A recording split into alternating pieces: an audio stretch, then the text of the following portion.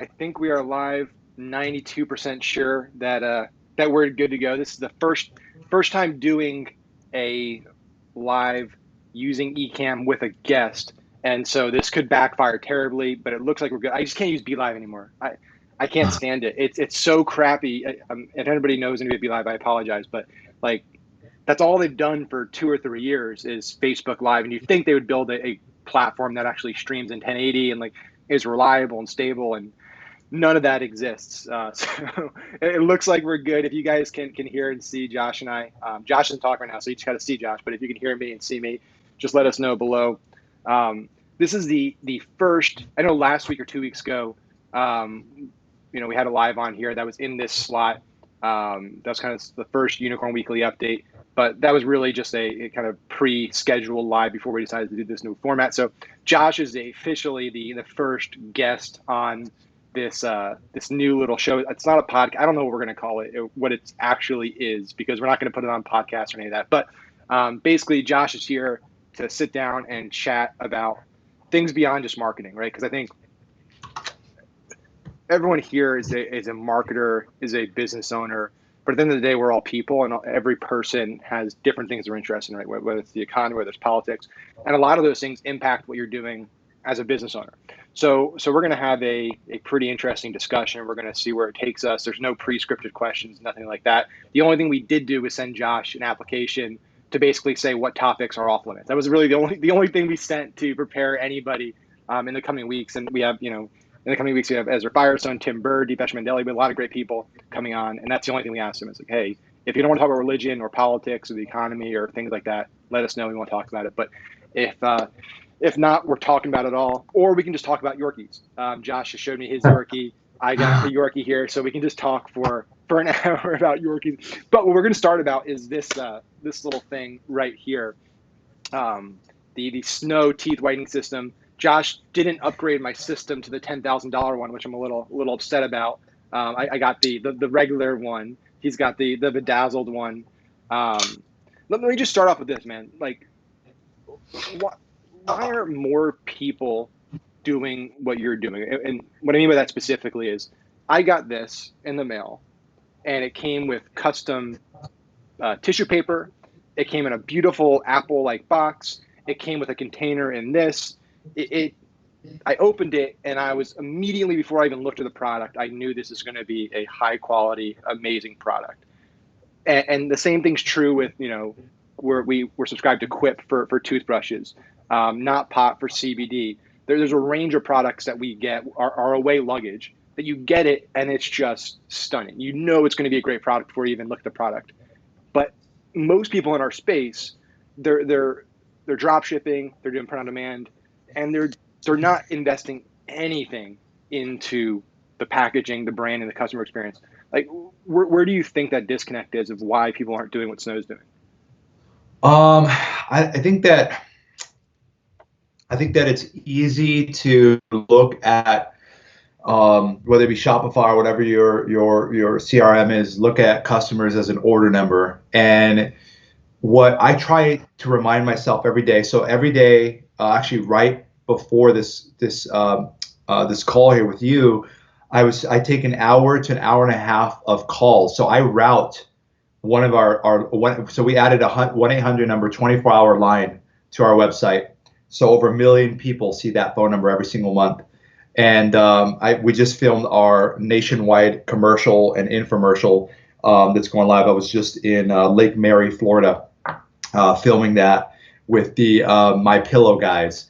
And so we're putting that infomercial all over, and I'm going to be adding on a phone number that goes direct to my line in that infomercial. So I personally guarantee it. And if you have any issues, you can call me directly with this phone number. And that's insane, because that's going to get in front of 30 million people a month, 30 million Americans every single month. So I think that the reason why I bring that up is that I remind myself every single day, and I take calls 7 days a week, Saturday and Sunday included, and talk to my customers directly on the phone. And it keeps me grounded. It gives me a pulse on exactly what's going on. From those calls, I'm able to then go and talk to our media buying team, talk to our packaging team, talk to our engineers, and say, hey, our customers, I'm noticing that they're having this issue. And so we treat every single customer as an investor in our business. And they are investing and they are voting for us with their credit card, with their money that they work for. And that system that you have there is $299. Our standard system is $150. That's a lot of money to the average American, and they're investing in us. And so I treat every single customer like an investor. So when they get our product, when they get our package in the mail, it's an opportunity for us to present in front of our investors. And I think of it in that way, that if we wow our customers from service to marketing, from marketing and ads to the ordering process, to receiving the product, to after sales service and support, if we wow along the way, the truth is that as long as they have teeth, I can sell them something. And so I don't lose the opportunity, that first impression that I have. Just like a smile is the opportunity for our first impression. We create products that help people smile, but part of those products are the experiences, the packaging. And I was thinking about the packaging that I don't throw away, and I'm looking at one right now in my home office here. It's my MacBook Pro. I don't throw away my Apple packaging like a lot of other people.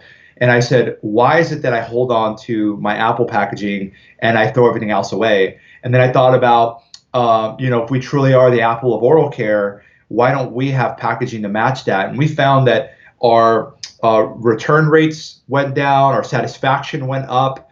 And when people receive the product, they're like, when they order it online, like, okay, $150 or $300, I hope this works. Then they receive it and they're like, wow, this is really well done. And they want to Instagram it. They want to tell their friends about it. They want to keep the packaging. And now we have customers reselling or selling the packaging online on Etsy, Poshmark, eBay. They're selling the travel bag. And that for us is really exciting because we treat every single piece of our experience like software. And it's like, how can we iterate across the entire cycle from packaging to emails to our phone support, and we're constantly tweak. So we literally look at our packaging and we're changing it every single month. I think for the last 24 months, we've changed our packaging every 30 days. And that's crazy. And we also fulfill everything ourselves. So since day zero, we fulfilled every single package in-house by ourselves from Phoenix, Arizona to 180 countries. Every single package gets touched with love and packaged inside of the Snow HQ inside of Phoenix, Arizona. And it's a refrigerated warehouse. It's an air-conditioned supply chain, air-conditioned fulfillment center. Everything is done at the highest level. It's not cheap, but doing things right is not cheap. But doing things wrong is actually really expensive, because if you do things wrong, the customer is going to want to return the product. Things are going to arrive broken. And they're not going to have an experience that they're excited about. And so if you're whether you're in the premium space or not, we're in the premium oral care space, but even if you're not in the premium space, we look at every single touch point with the customer and say, how can we delight our customers? How can we make them feel special? And, sometimes, entrepreneurs can forget that customer is not just an order number. It's not just a pixel flyer. It's a real human being who decided to spend their hard-earned money and invest into you. No, I mean, it's so true, and it's what's fascinating to me, and this is from a psychological standpoint. I'm curious how just like people's brains work, because so many people getting into our space, and this is where I was going with this question. You gave a really great answer to it. Was they want to make money. They want to be successful. They want to achieve whatever their financial freedom goals, whatever their personal goals are. And the best way to do that is to make sure the customer you acquire comes back again and again and again. But they get so focused on, if I do custom inserts, it's an extra 80 cents. And if I do a box, it's $1. And all of a sudden they're like, well, that adds $3 an order. And my ROAS right now is 2. And if I do 3, I can't make money on the front end. And it's like, have you ever seen a major company, think about any Fortune 500 B2C company that exists with first-time buyers? Doesn't, right? Coke, Nike, Under Armour, Apple, any of those companies you go through, they're not built on one-time customers who come in, buy Coke once and like, you know what, that was a really ugly can and it tasted terrible, I'm never drinking Coke again. Or Apple, like, you have to invest in that initial experience. And I don't know if it's the way that people are being taught. I don't know if it's just the amount of content people are getting on a regular basis where they're so focused on that initial interaction, add to sales page to sale, and then repeat. And then once they've sold me something, I just move on and I forget about them.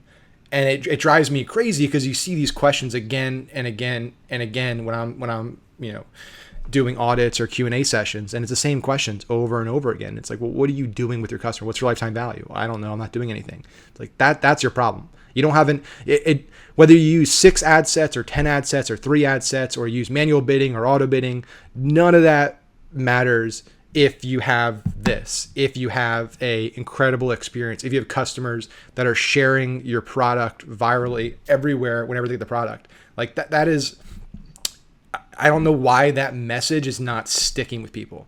And I don't know why, like, obviously the short answer is that it's easier to not do that. That's the obvious answer. But it seems like there's something deeper that I don't understand, what most people in the industry don't understand about that part of it. And it's fascinating that it still a little bit stuck. of it. It's like, how can I get this campaign for certain ROAS? We're so focused myopically on different stats. The ROAS is the number one thing, and then conversion rate, and then this and this and this, everything on the front end. But John Paul DeJoria always says, be in the reorder business, and Paul Mitchell, Hair Systems, he's in the reorder business, $1 billion in top line revenue. He owns 100% of that company. They've got 1,000 employees. They've never let anybody go. And for me, I try to program my mind so that I'm constantly in the reorder business in every aspect. So when I meet somebody, how can I be in the reorder business of an interaction where the interaction was so great that they want to reorder with me in the form of not giving me money, but they would love to hang out with me again. Or, if someone gives me a piece of advice, I go and I implement that advice. If it makes sense, I go and I implement it. I come back with feedback because I want to be in the reorder business of them giving me more feedback. Any type of experience I have, the hardest business to be in is in the order business. Getting that initial order is so difficult. And what happens is that we burn ourselves out. We go into the order business and we're like, nice, we're making money. Okay, great. All right, let's sell them more products, more order. And then it's like, well, what about over here where everybody actually makes money? And that's the thing, is that, like you touched on, that if you go against a brand who's in the reorder business, you're never going to win, because the reorder business can spend a lot more to acquire the customer on the order business than you can ever. And that's the thing, is as we roll out our line of toothpaste and all of that next month, we're going to be very much so in the reorder business. And the other thing too is, our return policy. Like in the very beginning, we're guilty of it too. At first, it's like, oh my gosh, if everybody asks for a refund, it's gonna hurt our bottom line, and let's try not to give them a refund, or let's say, oh, you opened the package, oh, you can't. We are so lenient on our refund policy, and the truth is, we can't reuse the product. If a customer sends us back a mouthpiece that they sucked on, I can't resell that product. And it's like, for us, it's like, you know what? You weren't happy with your order. Here's your money back. Here's a gift card. I took a call this morning, actually, from a sweet woman in Texas, and she just wanted a refund, and she had maybe changed her mind, whatever. And I told her, I said, look, we're going to refund your full purchase right now. And here's the deal. I don't want you to have to go to the post office and send this back to us, because that's nobody gets excited about going to the post office to send something back. Your refund, you're fully refunded, and I want you to keep that product. And she's like, what do I do with it? I said, you can gift it, you can recycle it, you can trash it, you can save it, you can do whatever you like with it. Is yours to keep. And the first thing she said right away was like, well, thank you, I appreciate that. I'm going to recommend you to someone else. For some reason, the product wasn't for her. Maybe it was the timing, maybe it was a budget thing. I don't know. That's not my business. My business is my customer, making sure they're happy and taken care of. But now she went from potentially a negative experience. Could have been a negative experience if I told her, oh, it looks like you're past our money back period, or, oh, you opened it, we can't take it, I'm sorry. Or I could have fought her and be like, why are you trying to return it? Instead, I said, here's your money back, keep the product. Now, what is she going to do? She's going to give it as a gift to somebody because it costs her $0 now. She's going to give it. Someone else is going to have a great experience with it. They're going to share about it. And then she right away said on the phone that she's going to recommend Snow to someone else. And she didn't even use the product, and she's going to recommend it. And so we try to take that Zappos approach. And we found that a big gap in the market in general in e-commerce is people don't put 1-800 numbers up there. They don't answer the phone. We put a 1-800 number at the top of our website now. People don't have a lenient return policy. They take forever to ship. Jeff Bezos is over here trying to get 1 hour shipping, and then you have people over here doing drop shipping for 3 week shipping, and then fighting people on returns and getting chargebacks to get their account shut down. And then you have Jeff Bezos over here. Now, I can't be Jeff Bezos. I can't raise $10 billion from the public markets to subsidize my 1 hour shipping, right? That's his biggest moat. His biggest moat is that he's creating the infrastructure. Logistics company. Their logistics company. And you either got to play in their world, or you're going to lose. Like, you either got to play in that world or you're going to lose, because I've never had a customer say, I don't want my product in 1 day. I'd rather have it in 3 weeks. And that's never happened. So you have to think about your business long term and think about the reorder business. And even if someone doesn't use your product, doesn't like your product, whatever that is, if you give them a great experience, they're going to go and tell 5 other people. They was like, hey, I ordered from them. I didn't use the product myself, but I might try later on. But they were great. They gave me my money back. They let me keep the product. Then someone else will be like, wow, I was on the fence about ordering with them. I'm going to go ahead and order them. You think I should? Oh, yeah, they were great. I think it's going to work great for you. It just didn't work for me.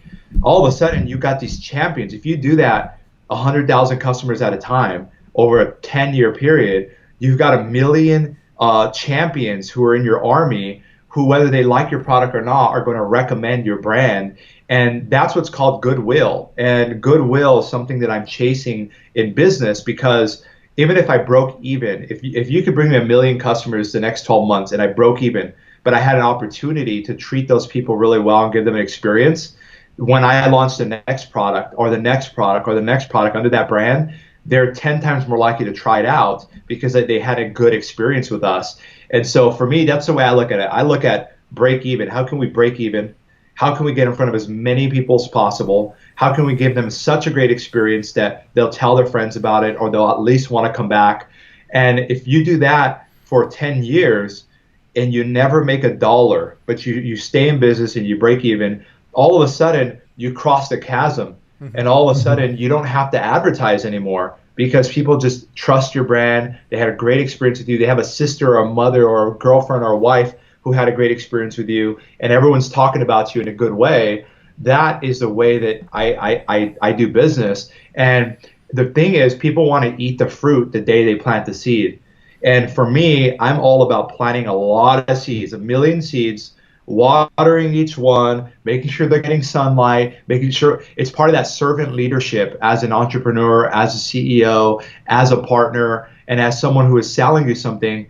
My personal brand is tied to this brand. I put my face in front of it. And the last thing I want you to do is, I bought something from that company and it took forever to get in. And once it did, I tried to get my money back and they wouldn't give me my money back. They wouldn't respond to me. There was no 1-800 number. I couldn't call anybody. People already feel like they've ordered shitty stuff. It's too late now. Like, it's 2019. They've ordered shitty stuff online through a drop shipper that they never got. So you're having to deal this uphill battle. You're an unknown brand. Already they're skeptical as heck when they're coming to your website. You need to do everything that you can to get them over that hump. But I'll tell you what, if you're one of the few brands that gets over that hump, they will come back and buy from you every single time, and you don't have to pay for them to come back. You just got to pay for them to come in. So I pay to show people that to hopefully earn the right to earn their money down the line, and that's where we're going to make our money, not on the first handshake. And luckily, we're pretty good at marketing that we can make money on that first handshake, but I'm not looking to make money on the first handshake. I'm looking to make money 3 or 4 handshakes down. It might not even be their handshake. It might be their friend's handshake. So that's how I think about it. And I challenge entrepreneurs to think about your drop shipping business. Think about your business right now. Do you have a 1-800 number? We're trying to go 24 hours all onshore. We do everything in-house: engineering, design, marketing, PR. We work with a few select partners and agencies outside, but we do fulfillment, packaging, design of packaging comes in a bubble mailer with snow all over it. Okay, it costs you an extra $1, right? But that's an opportunity. That's a gift that you're giving to a customer who's going to be yours for a very long time.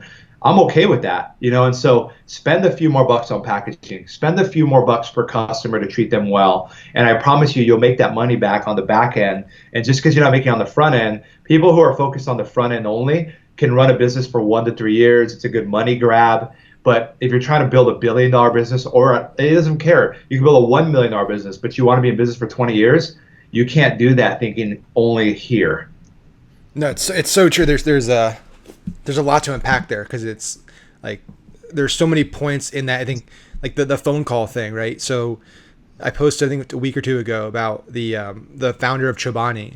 For the first few years, put his personal phone number on the back of every package. Like, you bought Chobani yogurt, it had his phone number on it. You could call at any time, right?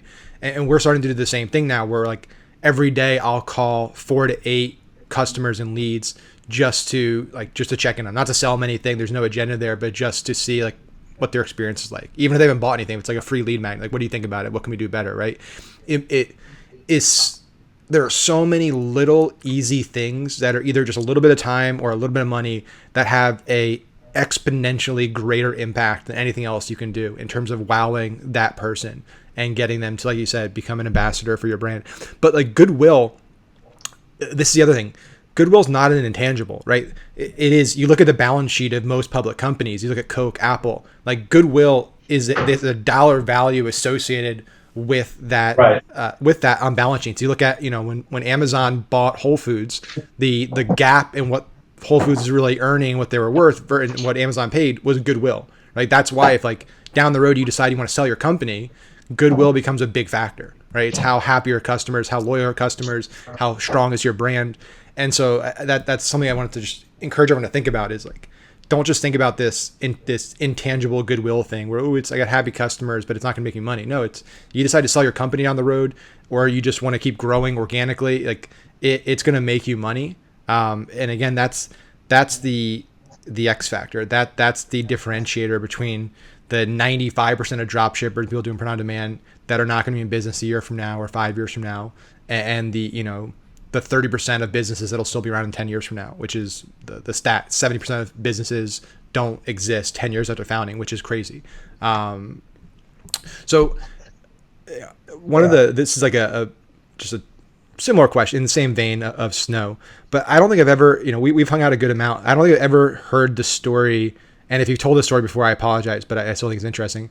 How do you get Floyd, so specific to Floyd, but like, how, I know you probably have an agency of people you work with to get, and we've talked a little about how you get celebrities, but like specifically somebody like Floyd Mayweather, who probably gets pitched 100 times a day, maybe 1,000 times a week, some crazy number. He's getting pitched every product. Everyone wants to pay him money to endorse their product, right? How do you get someone of the greatest athletes of all time to say, you know what, I like this product. They're not a household name yet, but I want to go in on them, want to create a product with them. How does that even exist? Like the story of that would be really fascinating to me.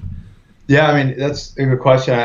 So if you look at the first 2 partners I brought on, Rob Gronkowski and Chuck Liddell, and you would never in a million years, if you look at the space we're in the personal care space, we're focused on oral care right now, and you say, okay, and then really cosmetics, beauty, and oral care, the first people who come to mind are not Rob Gronkowski and Chuck Liddell. Let's be honest, and even Floyd Mayweather, but definitely not Rob Gronkowski and Chuck Liddell. But what I found in the market and doing so much research, because I become great entrepreneurs are obsessive, and obsessive about their customer, obsessive about their team, and obsessive about the market and the research. And so I research the market so intimately.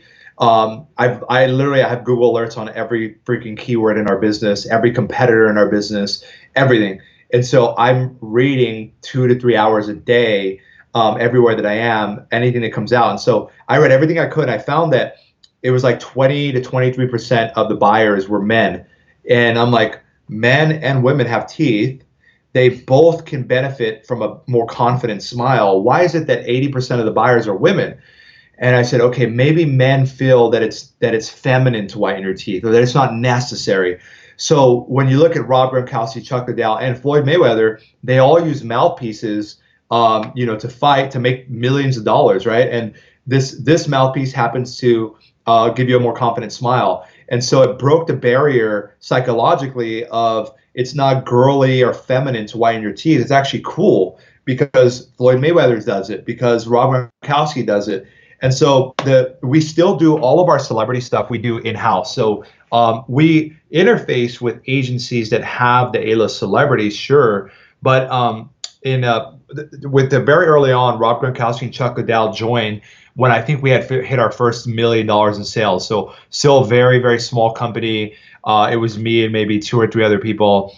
And what I sold them on was the vision of, the fact that people are going to have teeth. As long as people have teeth, they can buy products from us. This is a long-term company. I've been successful in multiple businesses before. I built and sold businesses before. And this is something that I want to be around for a very long time. And I'm really doing this to prove a point and not to enrich myself. It's really to make an impact and prove a point that a small company can come out of nowhere and create a challenger brand in a dormant category and really turn a need to have into a want to have, and kind of sold that story of like, come on this journey with me.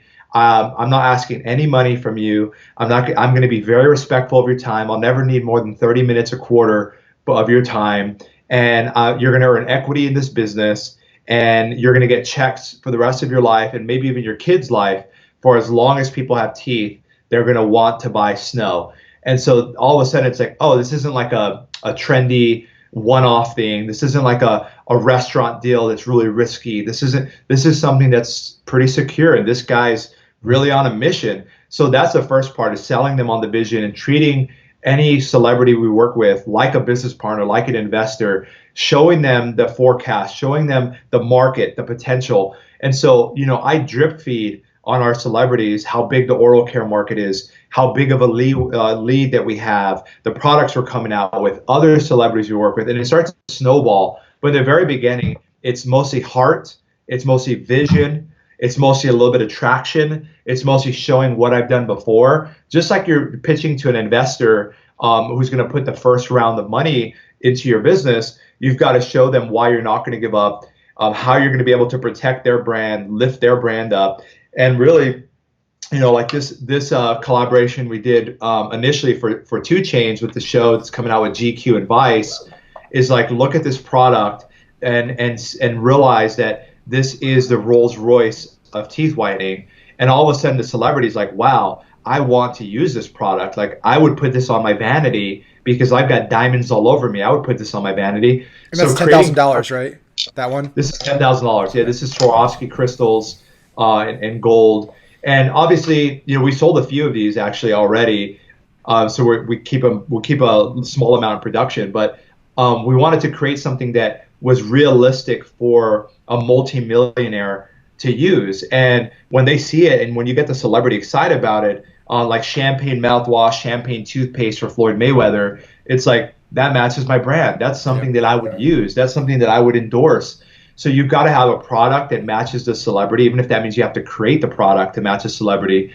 Then you've got to show them the vision and kind of where you're at. And then really it comes down to email. There's a bunch of websites that you can find, booking agents, celebrity agents, shooting them an email and saying, hey, I'd like 5 minutes of your time. I'll pay you $1,000, Mr. Agent, for 5 minutes of your time. And for every minute I take after 5 minutes, I'll pay you an extra $100 per minute. And now all of a sudden the agent's like, well, okay, $1,000.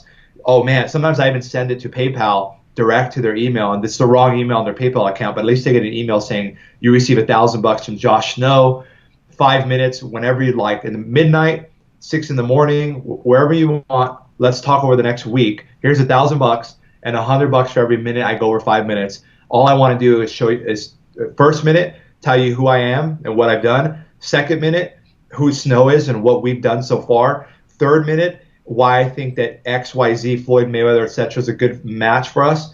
Fourth minute of how I'd like to pay you, right? At 5th minute, answering any questions you have right out the gate. Boom, boom, boom, boom, boom. That's the template. I send it off to them. And I know within 5 minutes, they know within 5 minutes if it's a good fit. And they'll tell me. And what happens is that because I respect their time, they'll say, hey, I don't think it's a good fit for this person, but I manage someone else who I think it's a good fit for.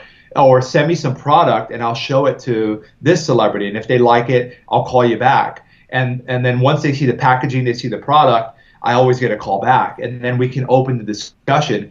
And the other thing too is, so it's cold email. We manage our business still through Google spreadsheets, no fancy tools, nothing like that. We don't really we have access to the influencer tools and things like that to kind of help us prospect, but it's still face-to-face, on the phone, email, very, very 1999 way of doing business. And that's how that business operates. But Floyd Mayweather's team actually reached out to us because Conor McGregor had worked with an Australian competing brand. Okay. And Floyd was like, well, I beat Conor, in the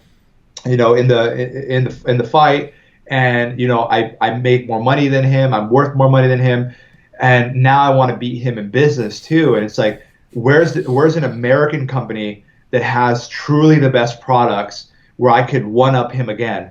And that's where Snow kind of just, because of our branding, because of our consistency, and because of seeing Rob Gronkowski and Chuck Liddell early on, it was like, okay, it de-risked. That's the snowball effect. And now over the next 12 months, we literally have two of the biggest dead celebrities coming on board. And then we have a couple of I'm talking celebrities with 50 to 150 million followers coming on board. And 2 of them are coming on as equity partners. So, they're going to be truly invested. Rob Gronkowski was just with me, in our warehouse, seeing where the product is packaged, seeing where it's made, and really including these celebrities as my business partners, showing them the financials, showing them our growth, showing them the commercials. And that never stops. I'm drip feeding them, constant updates. I treat them with the respect that they deserve. That's different for them. I think that's because they're probably used to being treated like just like meat. It's like, hey, get out in front of the camera and sell this product. They're being treated like, they have no brains and they're not business people. Like get on. It's like the Zoolander thing, dance monkey. It's like that's probably what they're used to. So it's you stand out if you treat them with respect and care about other parts of them beyond just the fact that they have a big following, which is amazing. So who would be and I know some of that you're probably working on deals right now you can't share, but if you could snap your fingers like Thanos and not disappear somebody, but make somebody appear celebrity wise that's endorsing Snow today, who's that celebrity? Like the dream celebrity or dream person. It doesn't, maybe not even celebrity, but they're now the big endorser of Snow. Who's that person? I think that The Rock Johnson, Dwayne Johnson would be an incredible partner of ours. Thinking of people who make others smile. So whether it's Kevin Hart, The Rock, A-list celebrities Ellen DeGeneres would be phenomenal. That would be huge. Like if I could snap my fingers, Ellen DeGeneres and The Rock Johnson, right? Or or in the music world, Drake or Beyonce would be a phenomenal partner. And just being thinking through when you think of that person, do they put a smile on your face? And if they do, that's someone who we would like to work with. And so when we're looking at the different celebrities, as we snowball into it, now we're looking at ultra A-listers who everybody knows, the Brad Pitt of the market. Who is that, and how can we partner with them? How can we create products with them? And then if you look at our target audience, shows that have been around for a long time, like Friends and Seinfeld, being able to partner with celebrities like that who are a staple, a household name. And if we can not just inject ourselves, but if we can sit next to a household name like that, the association is really strong. These people make me smile and laugh, and I believe in them. I trust them. Oprah, Ellen makes me laugh. I trust her. When she says she uses something, I believe it, and I want to buy. I want to be a part of whatever Ellen DeGeneres is doing. And if that's the result of when you think of a celebrity, that's probably someone we want to work with. Dwayne Johnson, The Rock, has had an incredible career and has persevered and has become one of the highest paid celebrities in the world, rightfully so. He's a hard worker. He makes people smile. He's disciplined. He's a great looking guy, very smart. I would love the opportunity to work with those type of celebrities to create products together and say, hey, The Rock, which flavor of toothpaste do you actually like? Or what kind of fruits do you like? Or what kind of, guilty pleasures do you have that we could infuse into the product? What kind of materials do you like? Do you like, python, leather, carbon fiber? What is it? So that we can take, our systems, our devices, and encase them with your favorite materials so that it's something that you genuinely use. And now we have a role, because now we get a lot of inbound, because what happens is that the agents and the managers see us, that we're working with all these celebrities, and they see the stuff we're doing, like with Gronkowski doing a music video, off of Vanilla Ice, and it's like snow, teeth, whitening, din, din, din, din, din, din. And they're like, okay, how did this brand get, one of the most famous athletes to go and do this? And Rob posted before and after the Super Bowl with us, and they won the Super Bowl. And it's like, okay, how did this unknown brand get Rob to dance in a fur coat and promote this unknown teeth whitening product? They're like, what? So the managers and agents are like, okay, clearly this company knows how to do celebrity partnerships. They clearly have the money. That's the first thing to think. I get it. The first thing is like they might have raised a lot of money. They have money they're spending for Rob to do this, because Rob is not cheap. Floyd is not cheap. That's the first thing they think, I'm assuming. And then the next thing is like, wow, this brand is actually pretty well done. Sometimes they order the product, they see how well it's done. Then they're like, okay, how can we infuse this? This is something that would match my client, because my client is looking to get in a space like this. They're looking to be in business. And you see like Nas, and you see a lot of rappers, Jay-Z. If you look at the Forbes, I was looking at it the other day, the top earning celebrities, a lot of them earn way more in 1 year. Like Kanye West made $300 million pre-tax on the Yeezy shoes last year, the majority of it. And you look at his whole career, he made more in 1 year than he made in his career making music. And that's in business. So celebrities are realizing that Kylie Jenner, billionaire, not because of being on the show or because of posting about fit tees. No, it's because she built a business around it, right? So a lot of the early on disruptors in the space, like the Fit Tees, the Fashion Novas, etc., they figured out how to leverage celebrity through social media, an affordable platform, scalable platform. But now celebrities themselves are recognizing that they're becoming more strict with the brands they work with.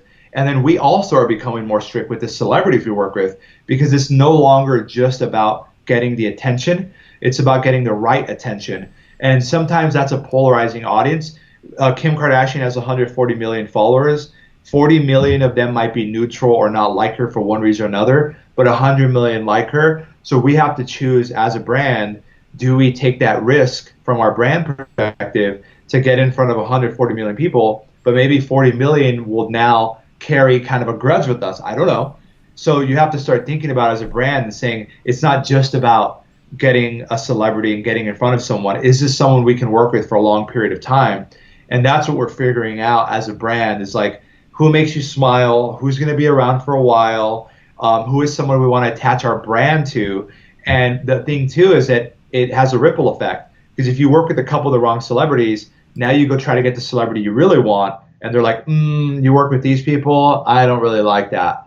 So now it's a big risk for us, for the celebrities we work with. So we become really, really strict on who we're working with. But luckily, we do have some deal flow coming in now. I think people realize that we're good at – I had to learn Hollywood in 2 years, which is very difficult for me. I'm not going to lie, because I didn't know anybody in that space. I couldn't just like call someone up. We're still a relatively unknown brand, and it's a huge risk on the celebrity to take a risk on an unknown product, unknown brand to associate themselves with. So you've got to make this gap of where they're at and where they think you're at. You've got to cover this gap by selling them the vision, proving it to them in the products, following up with them, showing them the traction, and never giving up. And sometimes it takes a year for us to get the deal that we want.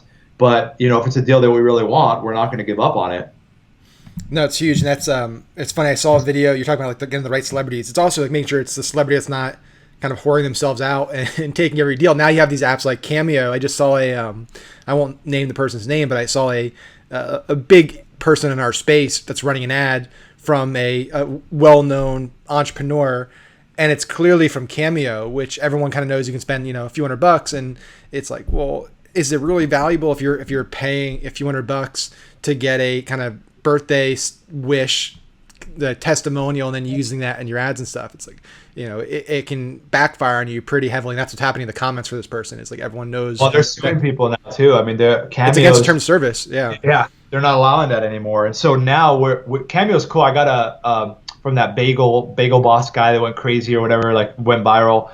I saw him pop up on there, so I had him do a video. I just wanted to see if he would do it because he made me laugh. So I was like, oh, he's on here. But Cameo's great. Like those directories are great to understand which celebrities might be open to doing a deal. But the days of just going on the platform and gaming the system and grabbing the celebrity and running ads, like their agents, their managers, even if they're washed up celebrities, their agents are on it. Like they're going to see that and they're going to report you. They're going to sue you. And really for us, it's like, oh, if someone's on Cameo or someone's on a website or a directory, celebrity voicemail or anything like that, it might mean that they're willing to deal with us outside of the platform where we can do those things. But you can't do them where people, this is what happens every time. Marketers are really good at it. Marketers find the loophole, they exploit the loophole, and then it closes, and then there are those drifters that still try to exploit that loophole, and it kind of sours it for everybody. I'm used to that. That's just how it works. But you can't do that anymore. The days of putting Dr. Oz or Oprah on your landing page when that's not a real celebrity endorsement, there are hefty lawsuits being filed now, defamation, I mean, you name it. And Cameo now, it's against terms of service. You can't just go and get a birthday shout out for your company and go and run it as an ad. And then honestly, Cameo just raised $50 million. Customers know now that that person is on Cameo. And so you all of a sudden, you lose all respect if that person is not directly endorsing your brand or you're not doing something unique with it. And so what we've done is we've reached out to some of the people we worked with 2-3 years ago on Cameo and said, hey, you know, we would like to do a more in-depth deal with you where you're further along our funnel. For example, our email thank you page is, depending on the funnel they come through, our email, our first email welcome series is going to include some of our celebrities. And it's not going to be just them saying like, I love snow, I use it to whiten my teeth. Everybody says that. Instead, it's like, hey, it's Rob Gronkowski. I want to thank you for joining the Snow family. You're going to be getting a special offer in the next 3 days. Make sure you check your email. Let us know if there's any issues. Call 1-800-253-BOOM-BOOM-BOOM. So now it's a celebrity in the side of the business saying thank you in the welcome series email instead of just an Instagram post. Because the Instagram algorithm is changing so rapidly now, just like Facebook did, it's no longer about the post reach. Like some of our celebrities, we don't even want them to post. Like we're like, yo, don't post. And they're like, what? What do you mean? I'm like, we'll pay you the full rate, just don't post. They're like, what? I thought you're paying me to post. What are you paying me for then? We're paying you for content. We don't need you to post because once you post, everybody's going to know that you got paid to post. Yeah, we're going to get some sales out of it. Yeah, it's kind of cool. We're going to get in front of a lot of people. Let us handle that. We'll pay our money. We'll pay $20,000, $30,000 to get in front of your audience. But we'll do it our way so that it's a lot more genuine instead of you just posting next to your waist trainer, next to your tummy pills and all this stuff, because it's immediately going to put us in that same category. And teeth whitening already, because of other brands that have done that, has the image of like, oh, there she goes promoting another teeth whitening brand. Instead, it's like, hey, this you're thinking, I got paid a bunch of money to post about this product. The truth is, I did get paid money, but they actually didn't want me to post this because I actually used this product. And you may have seen me post other products before that I didn't use, but I'm telling you the truth, this is truly the best teeth whitening system I use. I use it myself. The next video, I'm going to show you how I use it. And then that genuine connection is what speaks volumes versus, oh, if I can just get a picture of Kim Kardashian holding it, I can spam it all over the place. That doesn't really work anymore. No, it's true. It's consumers are not the smartest, but they're getting a lot smarter. I think I'm doing a complete 180 in a second, but when we did our Trump coin, the first round, we're doing it again now, but when we did it in 2016, we had all these big networks start wanting us to pitch offers because we had so many customers. And I mean, there were some of them that were just like rips of Fox News. It had Trump endorsing these, get rich quick programs. Like that stuff does not fly anymore, and you're going to get sued to oblivion, right? And consumers can smell that a mile away. So I know one of the things that I think is also really cool about what you do is obviously Snow and the entrepreneurship stuff's great, but like you care a lot about your community and helping other entrepreneurs, underprivileged kids and stuff, which is amazing. Like one of the big topics right now in the election is the jobs, automation, AI. You have people like Andrew Yang who actually just qualified now for the next debate in the Iowa caucus, which is pretty interesting. With universal basic income. What are your thoughts on that? Like, I know this is like a huge topic, and I know we don't have too much time, but I'm genuinely curious, kind of your thoughts over the next few years with just where robotics, AI, where jobs are going, where skills are going, and kids coming out of school, or just adults that are in jobs that are truck driving or things that just are not creative, that they're skills that can be replaced very easily. Entry level accounting jobs. Like, do you think UBI is a good idea? I know like Andrew Yang's behind it, Elon Musk. There's plenty of smart people that support it. There's obviously a lot of other people that think it's a terrible idea. You have a lot famous economists that think it's Thomas Sowell just did a big thing about it, who think it's awful idea. It's going to make people just content to sit on their ass and do nothing all day. Like, what are your thoughts about that? I think my view on it, I'm a hardcore capitalist, and I'm a rugged individualist. I think that people need to work. I think that people need a purpose, and I think that it's very important to pay your populace enough so that they are not struggling. That's important, sure, because if you're worried about food, shelter, security, you can't innovate. Yeah. You got to worry about the basics. And we are now a service-based economy. We are an innovation-based economy. We are a global superpower. I have traveled not as much as I'd like to, but I've traveled enough to know that without bias, there's a reason why America is the best country on earth, and there's no ifs, buts about it. I think that it's built into our culture.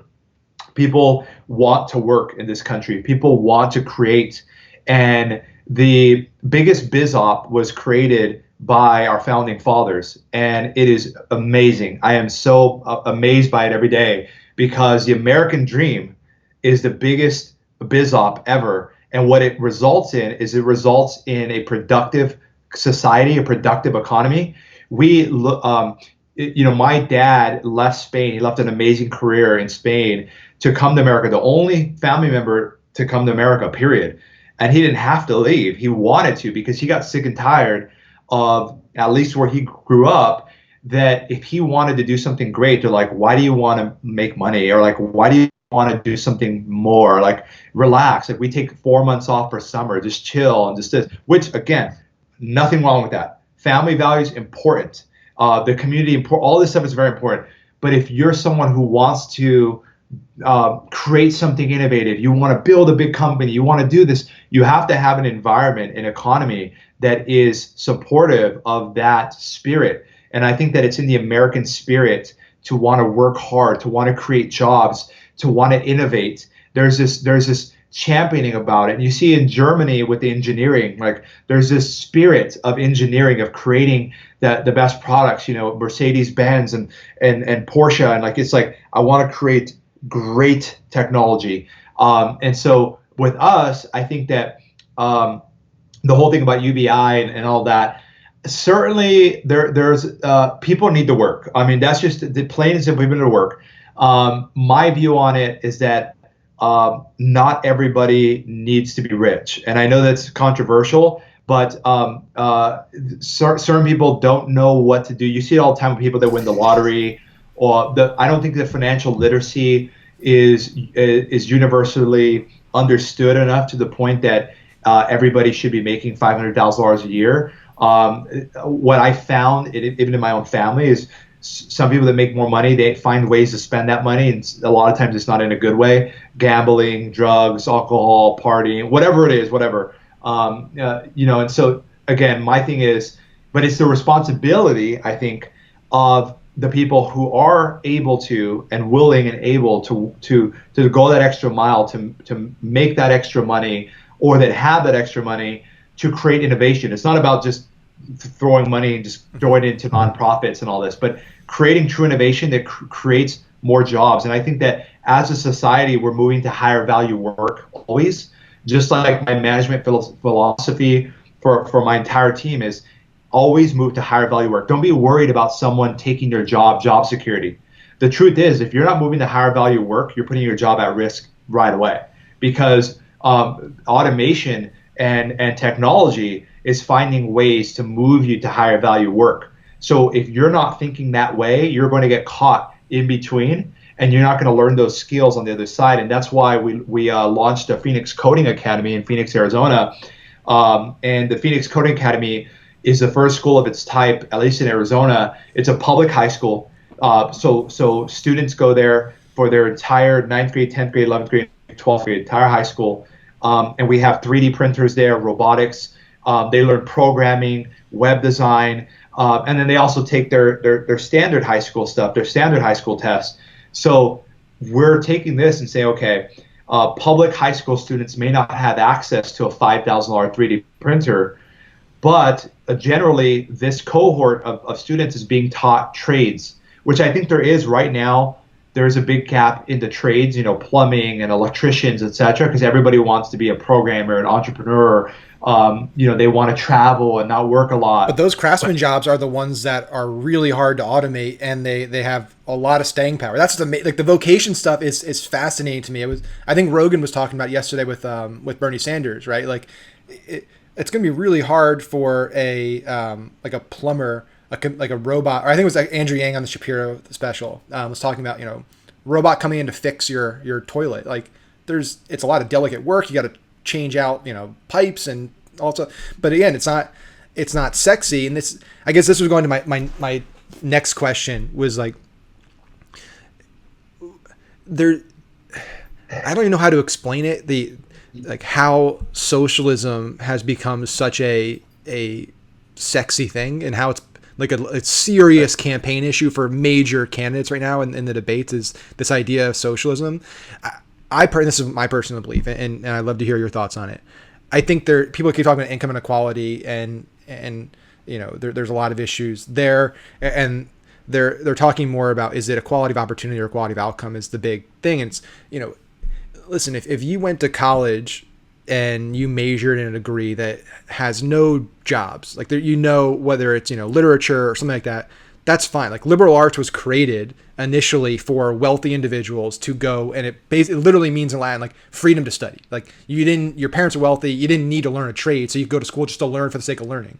But now it's it's people go and they go to 4 years of college and they take out a lot of loans, they come out with a degree, and then they want to make $100,000 a year, and it's like, well, you can't make a lot of money that way. And then you have a lot of, I think, our generation down, they kind of start with the generation, this entitlement of like, I deserve a 6-figure job, and they're above becoming a plumber, above becoming an electrician, above these jobs that are just incredible careers that are not going to be automated, that you can make very good money, have very good benefits. Like, what are your thoughts there on one, like why that's happening? Like, I went to college, right? I graduated in 2 years from Arizona State University. I went to the honors college, and I went to business school, and and I've been an entrepreneur since I was 13 years old. So I've never worked for a company I haven't started or owned, right? But for me, what we teach in our nonprofit program, the Fleischer Scholars Program. So the program is focused on, we're at 5 different universities. We're at Washington University in St. Louis, University of Arkansas, Arizona State University. We usher hundreds of students now through that program. It's 100% free. And these are high achieving but underserved in their community students. These are high performing. They're interested in business, but they don't necessarily have a role model in their community, etc. What we talk about college is that it's an opportunity for you to learn how to work in teams, learn how to read, learn how to write. A lot of these basic skills that need to be sharpened before you go into the business world. Because I can tell, it's not not that I can tell if someone went to college or not, but because going to college or not doesn't mean that you're an educator or not. Those are separate. My favorite quote by Mark Twain is "Never let schooling interfere with your education." And I read that when I was 14 years old, and I was like, okay, that means I gotta go to school from 8 to 5, and from 5 to 2 in the morning, I've got to learn other stuff. And so my thinking is, what I tell the kids and the students in the program is, you go to school to learn how to learn how to read, learn how to write. If you're an entrepreneurial student, you're going in and you're learning how to use resources, etc. But I think the root of a lot of these issues is the capitalization of secondary education. And I think that the profiting that happens with these public companies, especially in private, whether it be private schools or particularly public companies who are running and promoting degree programs that are essentially useless, and then helping students get loans and take federal money to get an overpriced degree with no job at the end of the tunnel. That's the problem. The other problem is that the graduation rate, you get someone to take loans on federal money, and then they drop out their last semester and they go work at Taco Bell. Now all of a sudden it puts a strain on the economic resources. It puts a strain on a lot of things, because now they can't make enough money to buy food. So now they need social welfare in order to eat. So it puts a strain there. And guess who profits along the way? These for-profit universities, institutions. And what I'm seeing is that the more people right now, it's like everybody needs to get a degree, and like more people are going to college than ever before, which means that you don't stand out next to Sally Joe, who also has a degree, who also has a degree, who also has a degree, who also has a degree. And what they're doing is that they're creating niches. They're creating specific products where it's like, oh, you're interested in web design for social media? We have a degree program for that. And so universities are getting greedy, is my opinion. I think secondary education is getting greedy. They're taking advantage of, and what they're doing is they're marketing to students saying, if you don't go to college, you're only going to make $20,000 a year. If you go to this program, you're going to make supply chain management. You're going to make $70,000 a year right out the gate. Here's a student that's working for Intel. So they're getting primed in their head, so that it's like, dude, take out $100,000 in loans. You're going to be making $100,000 a year right when you graduate. And then what happens is it creates a sense of entitlement where it's like, hey, I was sold this dream by this advisor who got a commission for me coming to the school. Now I've got all this loan and this debt. Bro, I can't make $30,000 a year because I got $100,000 in loans. I got to make $60,000 a year. So it's a perpetual cycle of destruction, and it results in the $1 trillion student loan crisis. It results in a sense of entitlement because people were sold something that is not in actuality. And then it makes it very tough for job creators to actually create jobs, because now you've got this shuttle of entitled millennials, or whatever you want to call it. It's not just millennials, but you got a shuttle of entitlement coming to your door, and you're like, yo, I'm working hard over here. I'm trying to create jobs. I'm trying to do things here, but you got to be willing to work up the ladder. Look at your parents. Your parents swept the floor before they sat in this office, and immediately you want a stand-up desk, an iMac, a company car, a company credit card, 401k matching. 401k matching. What's my signing bonus? What's my 401k? What's my health insurance? My dental insurance? I'm like, Jesus, crickety. You are 22 years old. I can't imagine my parents asking at 22 years old, going to the employer and saying, okay, what's in it for me? Where's my health insurance? Where's this? I listened to a podcast that said I need to negotiate like this. I listened to one of my favorite guys, Ramit Sethi. I Will Teach You to Be Rich. I read The 4-Hour Workweek. One of my favorite guys, Tim Ferriss. Nothing bad about these guys, but I read The 4-Hour Workweek. So I want to be able to work from home because I want to travel, because I'm on Instagram and all my friends are traveling. So how much vacation do I get and paid time off? It's like, whoa, wait a second. Who's writing your check again? Who's paying you? Who's creating the job again? Let's rewrite the rules and say, we're the ones who are hiring you, okay? And you got to work your ass off for 20 years because my dad literally won. There's an not competition. There's an award at his job called the Ironman, and my dad won the Ironman for 5 years in a row, which means you take 0 days off every single year. So my dad literally worked every single day for 5 years straight, won the Ironman 5 years in a row, and never complained, right? And it's like, that's what allowed us to move up social mobility, socioeconomic mobility. It's hard work, okay? It's not complaining. It's showing up to work on time, not at 9 or 10, because I get it all the time. Oh, what time do we have to come in the office? Oh, I just hate traffic. Okay, who doesn't hate traffic? Oh, I'm not really a morning person. Okay, well then you're not a job person because you're not gonna have a job. And it's like we need to rewrite the rules. And I think that the 4-hour work week's great because it instills entrepreneurial thought and all of this.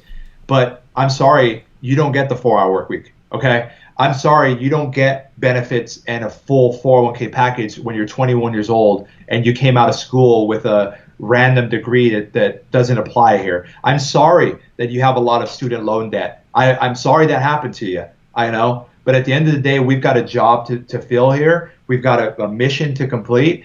And if you're willing to work your ass off, I hope to be around 50 years and you'll have a job. And right now, it's like people are hopping jobs. They're salary jumping around like, okay, let me work 1 year here and learn a little bit so I can go here, get a higher salary here, and then here. And then I'll make enough money so I can buy my Airstream and drive around and take Instagram photos and I can work on my laptop. I love it. I love that, some of my team does get to work from home sometimes. I love that my team is incredible. I have an incredible team. They don't complain. They work hard. But I got to tell you, it's a lot harder to find. I've got 20 people in my office for snow. We've got maybe 30 more that are outside through agencies. But the ones that are in our house are incredibly hardworking. They're not entitled, and they put the work in. But I had to interview 500 people to get 5. Mm-hmm. And I don't think it used to be that way. I think that people would show up with their sleeves rolled up, ready to work and say, all right, boss, where do you want me? I want to earn the right to have a 401k one day. I'd like to have this. I'd like to this. Now it puts all this pressure on the employer, on the entrepreneur from day one to be like, if I want a good employee, I've got to massage them. I've got to bring muffins in. You can bring your pets in. Okay, bring all your pets in. I'll massage you. I'll do. No, this is a job. You're here to work. And if you don't work and do your job, you're fired. That's it. And I hate to say, I'm the nicest. I think I'm the nicest guy in the workforce. I'm a macro manager. I'm not a micromanager. But I'm saying if I look at it macro, I don't have an issue inside of my company because we hire so slowly. But if I look at all of my other friends who run businesses, the constant thing is like, I hear this stuff all the time. Millennials are entitled. Oh gosh, so-and-so, wants 4 months off because, it's Shark Week. And it's like, what? I'm like, yeah, he wants the week off because Game of Thrones is coming on. It's like, dude, we have to work, It's like, it's okay to work. And it's okay to like where you work. But sometimes, like, this is a shocking thing. Sometimes you don't you don't love your job. That's okay because it pays your bills. And you don't have to love your job. Every job, like, yeah, I'm thinking of switching. I just don't feel the passion for it anymore. You think my dad felt the passion 5 years working in a row, working at the post office, okay, during Christmas, working on Christmas Day? Do you think he loved that? No. What he loved was being able to pay the bills and take care of his family and have a purpose and have a job. And that was it. He didn't love that. But now it's like, I want to find a place that has a really good charity cause and I love it. I get to work from home. There's too much of that. And I love it. Well, I hope that we create an environment that is very comfortable. We have a great office. Everybody's respectful of each other. We have a great time working together. I don't expect my team members to work in the middle of the night. That's it. I'm not over here slave driving. That's the opposite of what we're doing. What we're trying to do is create a productive environment where everybody feels respected and they have a purpose and they're a part of the mission. They have a say. They can raise their hand. But now it's like people come out of college and like, I want to raise my hand at the executive team meeting and I want to be heard. I want to do this. And it's like, listen, sometimes, you gotta earn your stripes. Yeah, it's not the way it works. And if you want to do that, like, go start a company, right? I started my first company when I was still in school, and for the first 3 years, basically didn't pay myself anything. We paid everyone else first. So it's at the end of the day, like, you want to be an employee, you don't see that the owner of the company, all the sacrifices they're making so you can get a paycheck and so you can have all the things that you have. They see Zuckerberg, and they see the stories. Zuckerberg dropped out of college and he's a billionaire. It's like, I mean, it's an anomaly. He's an anomaly, right? And everyone uses the one or two examples, but they don't look at the tens of thousands. He dropped out of Harvard. I always tell people that, like, wait a second, remember where he dropped out of. If you get into Harvard and you go through 1 year at Harvard and you start something that's blowing up like his did, absolutely drop out. I will drop out for you. Yeah. But I finished my degree. I made my first $1 million at 17 years old, and I still finished my degree. So don't. I tell the students all the time, this is a hot button for me, because they're like, well, what do you think about? I don't really want to go to college because I listened to a podcast and look at Bill Gates. Look at this. They all dropped out. Okay, two or three examples out of 7 billion. Yeah, 2 out of 7 billion people, and he dropped out of Harvard to go and start one of the most valuable companies in the world. That's not you, sweetheart. You've got to work. You've got to put things in. I love the spirit. I love the American spirit. I love that drive. I love it, but it's got to be backed up. The other thing too is a lot of our students, it's the sweetest thing. I love it. They want to start nonprofits, right? Like, I want to run a nonprofit. It's like, there are enough nonprofits out there already. Okay, go and create value in the economy, go create jobs, or be a part of the value creation process, so that you can then have enough money or have enough say or have enough power that you can then contribute to your causes. People like my partner in the foundation, who started the foundation, who's one of my closest friends and mentors, is 82 years old. He's going to be 83 this year. He spent 60 years working, building enough value in the economy, creating enough jobs. Now he's giving away all his money. But it was 60 years. He didn't come out at 22 years old and be like, I want to start a nonprofit for this. Go and Google it first. I bet you there's already a nonprofit for it, okay? Go and create value, and then you might be able to write a big fat check to that nonprofit, or donate your time. That's even more valuable. Like, everybody wants to have a nonprofit, and that's just not the way it works. Yeah, unless you you can't just come out of college and start a nonprofit, right? If you generate massive wealth and you want to start something on the side, like, go for it, right? If you have the resources, it's totally true. So I want to be respectful of your time.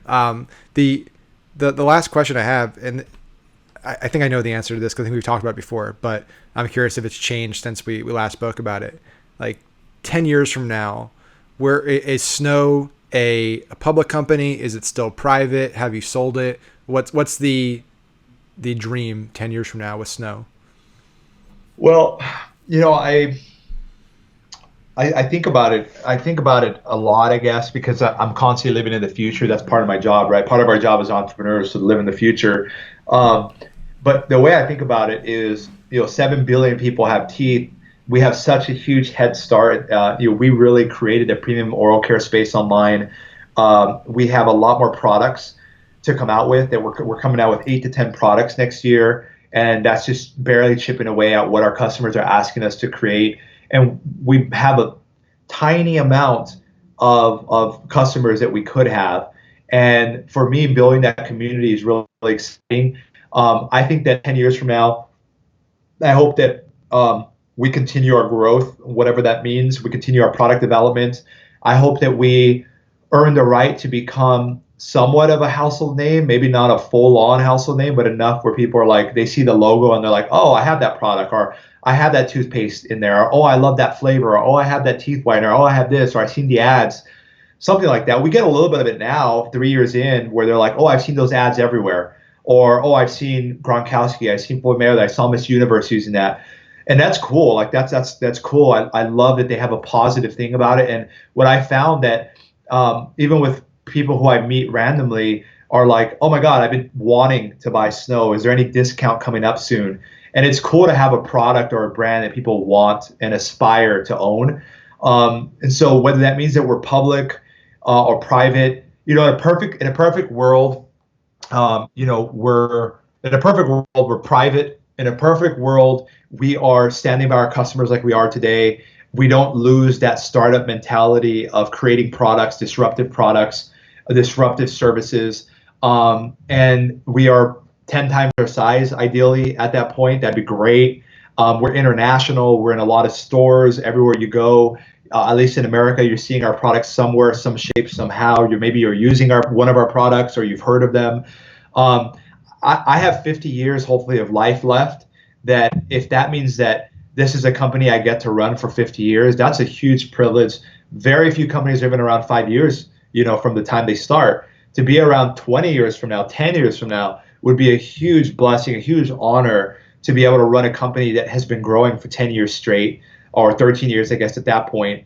And then if it makes sense to have a strategic acquisition where we get to take advantage of someone else's distribution built in, someone else's resources, where we can grow and make more impact at a faster rate, I'm not opposed to that. I'm not sitting here saying that we're never, in 50 years, we're never going to sell. Ideally, we don't have to, and we can get that distribution ourselves and do all that we can, cool. If we can go public, that's a great opportunity to get the public involved in what we're doing. I think we have enough of a ubiquitous market with oral care that people will know it, which means they'll want to buy the stock of it, which means they'll want to be a part of it. That's unique, right? Like Nike can do that because you're wearing Adidas, so you want to buy Adidas stock. That means that's a great formula for a public company because people know it, they shop there, they use it. I think that we have a great opportunity to go public in the next 10 years. We have a great opportunity to be acquired in the next 10 years by someone who appreciates what we've built and can expand our distribution overnight. I think that's a great opportunity as well. Ultimately, if that means that we still doing what we're doing, we're private, we're launching products, we're talking to our customers, heck, I'll take it. So that it's not a direct answer of like, heck yeah, I want to sell the business in 10 years from now. Like I've got pretty much everything I want, like from not just a material thing, but from like a purpose. I've got a great couple of nonprofits I'm involved in. They're not my nonprofits, but I'm involved. I get a lot of purpose out of that. I drive a lot of purpose out of running these businesses. It keeps me up. It keeps me excited. It gives me life. It gives me a power base. I've got everything I need. So all I want is just to keep doing it. If I could do it for 50 years, I'd die the happiest man that I could be if I could do this for 50 years. That's awesome, man. And I hope that's the case. I'm sure based on the last 3 years where you are right now, that'll definitely come to fruition for you. So anybody that wants to grab one of these, it's trysnow.com, right? Is the website to go check out one of these bad boys. And I would say regardless of whether you actually want to whiten your teeth and get the benefits of it. Everyone here is a marketer and business owner, and like I'll buy stuff that I probably won't even use just because I want to see what their packaging's like, what their follow-up experience is like, and that alone is worth it. You'll learn some really cool stuff. You'll see their packaging, the experience, the email follow-up, the post-purchase, all that good stuff. So check out trysnow.com. Give it a try. It actually works. I just started using it. My teeth were far from white. I'm already noticing some results. And I love it. So Josh, man, I appreciate you coming and hang out with me. It was a lot of fun. We got to dive pretty deep, which was exciting. You're my first guest on the show, and a great first guest to have. So thank you so much. If anybody wants to keep following you, where should they go to hear more? You're always dropping stuff. You're always sharing content all the time. So where's the best place for people to find more? There's that stupid friend limit on Facebook, so it's a little bit tough on there. They can still follow you though, right? Yeah, you can follow me on Facebook, and then Instagram is probably the easiest place to follow me right now. It's where the attention is, and that's Josh Snow, Instagram.com/Josh Snow, and that's where I'm kind of updates, and I try to share the good and the bad about building this company. And first they laugh at you, then they fight you, then you win, and I try to share the good, the bad, the ugly. Hopefully there's more good than bad that I'm sharing. But I really peel back the kimono, even down to, it's been a great experience, becoming transparent and just like sharing everything, because the entrepreneurship community has been so supportive of wanting to see Snow win. And anytime someone tries to copy us, or someone tries to enter our space, I get a message right away. Or if someone's ripping us off, like our images or anything like that, our trademarks, or sometimes I'll post something on Facebook and say, hey guys, I need your help.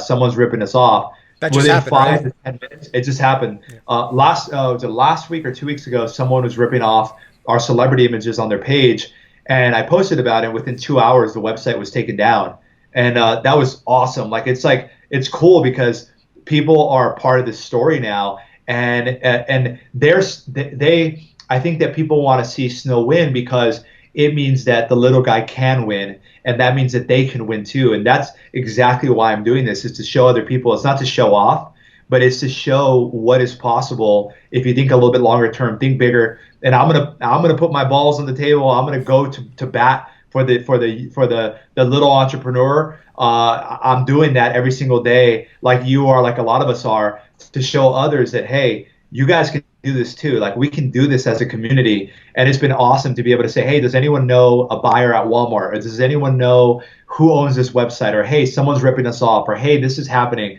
And I'm telling you, every single time, it could be the middle of the night, within an hour, I've got 5 solutions in my inbox.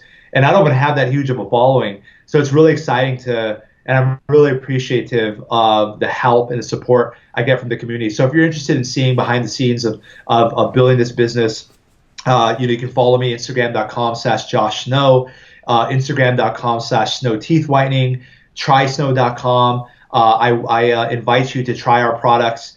We put our heart and soul into every single product we create.